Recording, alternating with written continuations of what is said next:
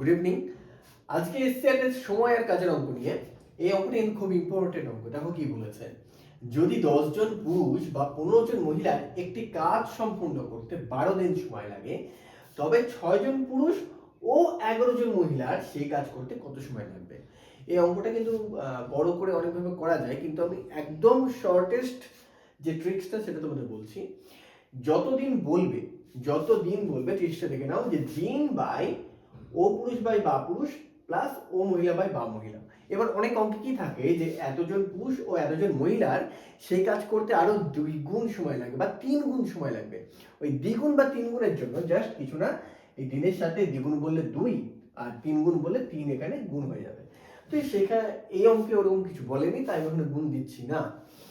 সূত্র তাহলে কি বলছে, ও পুরুষ বাই বা পুরুষ। ও পুরুষ কোনটা? ও পুরুষ হচ্ছে এই যে 6 জন পুরুষ, ও এই যে 6 জন পুরুষ বাই বা পুরুষ। বা পুরুষ হচ্ছে যে 10 জন পুরুষ। প্লাস কি বলেছে, ও মহিলা।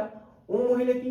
এই যে 11 জন। ও মহিলা 11 জন মহিলা বাই বা মহিলা। বা মহিলা কোনটা? এই যে 15 জন মহিলা, বা মহিলা। ঠিক আছে, এই ট্রিক্স অনুযায়ী এখানে লিখি। তো দিন হচ্ছে কত? দিন হচ্ছে এখানে 12 আমাদের, বাই ও পুরুষ। ও পুরুষ কত? 6। 6 বাই বা পুরুষ কত? 10 প্লাস ও মহিলা। ও মহিলা কত? 11 জন। 11 জন বাই বা মহিলা কত? বা মহিলা হচ্ছে এই যে 15 জন। লিখে দাও। এবার এটাকে ক্যালকুলেট করি। 12 বাই, এটা হচ্ছে 30 লসাগু, 6 3 18 প্লাস এটা হচ্ছে 22। তাহলে এখানে 12 বাই 40 বাই 30 কি হয়? 12 বাই 40 ইন্টু এই যে 3 নম্বরটা উপরে চলে যায়, 30 হয়ে যাবে উপরে। 4 দিয়ে 3, তাহলে এর অ্যান্সার দাঁড়াবে 3 তিরিকে 9। তাহলে এখানে 9 হয়ে যাবে রাইট অ্যান্সার। এইটা যদি বুঝে থাকো এই ট্রিক্সটা, তাহলে আমি ক্যাপশনে আরেকটা এরকম অঙ্ক দিয়ে দেবো, সেটা করে জানাও।